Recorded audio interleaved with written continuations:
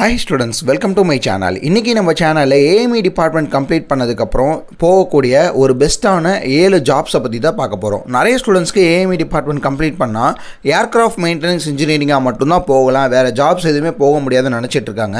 So அவங்களுக்காக தான் இந்த வீடியோவில் என்னென்ன ஜாப்ஸ்லாம் போகலாம் அப்படிங்கிற பற்றி தான் பார்க்க போகிறோம். ஏர்கிராஃப்ட் மெயின்டெனன்ஸ் இன்ஜினியரிங் அப்படிங்கிறது ரொம்ப முக்கியமான ஒரு டிபார்ட்மெண்ட்னு கூட சொல்லலாம். ஆஸ் ஆஃப் நோ இந்த டிபார்ட்மெண்ட்டுக்கு ரொம்பவே டிமாண்ட் இருக்குது. நிறைய ஸ்டூடெண்ட்ஸ் இந்த டிபார்ட்மெண்ட் எடுத்துகிட்டு வராங்க.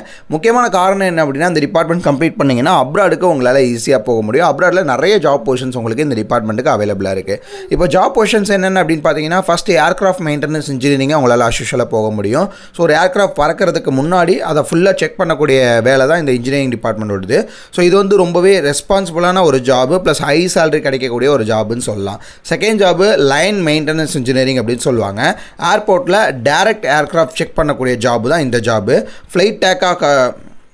ஃப்ளைட் டேக் ஆஃப் ஆகிறப்ப இந்த ஜாப் வந்து உங்களுக்கு ஒர்க் ஆகும். தேர்ட் ஜாப் வந்து பார்த்தீங்கன்னா பேஸ் மெயின்டெனன்ஸ் இன்ஜினியர் அப்படின்னு சொல்லுவாங்க. ஏர்க்ராஃப்டை ஃபுல்லாக சர்வீசிங் பண்ணும்போது இந்த ஜாப் ஹெல்ப் பண்ணுவாங்க. மேஜர் ரிப்பேரிங்கு, இன்ஜின் செக், ஓவர்ஹால் இதெல்லாம் இந்த டிபார்ட்மெண்ட்டில் உள்ளவங்க பார்ப்பாங்க.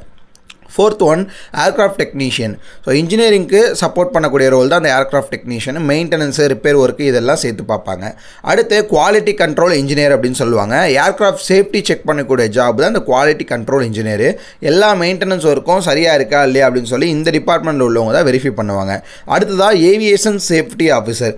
சேஃப்டி ரூல்ஸ் ஃபாலோ பண்ணுறாங்களா இல்லையான்னு சொல்லி இந்த டிபார்ட்மெண்ட்டில் உள்ளவங்க செக் பண்ணுவாங்க. ஸோ ஏர்போர்ட்லேயும் சரி, ஏர்லைன்ஸ்லேயும் சரி. அடுத்ததாக மெயின்டெனன்ஸ் பிளானர் அப்படின்னு சொல்லுவாங்க. ஏர்க்ராஃப்ட் மெயின்டெனன்ஸ் ஷெட்யூல் பண்ணுறது எல்லாமே வந்து இந்த டிபார்ட்மெண்ட்டில் உள்ளவங்க தான் பண்ணுவாங்க. ஃபார் எக்ஸாம்பிளாக ஒரு ஏர்க்ராஃப்ட் இருக்குது அப்படின்னா அந்த ஏர்க்ராஃப்ட்டை எப்போ சர்வீஸ் செய்யணும் அப்படிங்கிற முதற்கொண்டும் இந்த மெயின்டெனன்ஸ் பிளானில் உள்ளவங்க தான் இது பண்ணுவாங்க. இப்போ கம்பெனிஸ்னு எடுத்துக்கிட்டிங்கன்னா உங்களுக்கு இண்டிகோ, ஏர் இண்டியா, ஸ்பைஸ்ஜெட், விஸ்டாரா இந்த மாதிரி ஏகப்பட்ட கம்பெனிஸ் இருக்குது. இது போக இன்டர்நேஷ்னல் ஏர்லைன்ஸ் கம்பெனிஸும் உங்களுக்கு நிறைய இருக்குது. சேலரின்னு எடுத்துக்கிட்டிங்கன்னா மினிமம் 50,000 உங்களுக்கு சேலரி கொடுத்துட்ருக்காங்க. எக்ஸ்பீரியன்ஸ் வைஸ் போகும்போது 1 lakh வரையும் உங்களுக்கு கொடுத்துட்ருக்காங்க. இந்த AME டிபார்ட்மெண்ட் நீங்கள் படிச்சிங்க அப்படின்னா கண்டிப்பாக ஏவியேஷன் ஃபீல்டில் நிறைய ஜாபுக்கு உங்களால் போக முடியும். டெக்னிக்கல் ஃபீல்டில் இன்ட்ரெஸ்ட் இருக்கவங்க இந்த AME டிபார்ட்மெண்ட்டை தாராளமாக சூஸ் பண்ணலாம். ஸோ இந்த AME டிபார்ட்மெண்ட் தமிழ்நாட்டில் மட்டும்தான் இருக்கான்னு கேட்டிங்கன்னா கண்டிப்பாக கிடையாது.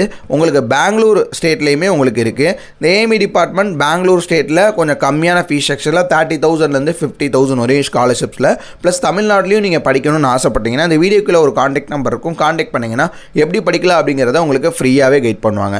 உங்கள் ஃப்ரெண்ட்ஸ் அண்ட் ரிலேட்டிவ்ஸில் யாராவது AME டிபார்ட்மெண்ட் படிக்கணுங்கிறதுல இன்ட்ரெஸ்டடாக இருந்தாங்க அப்படின்னா அவங்களுக்கு இந்த வீடியோ இப்போவே ஷேர் பண்ணுங்கள். தேங்க்யூ.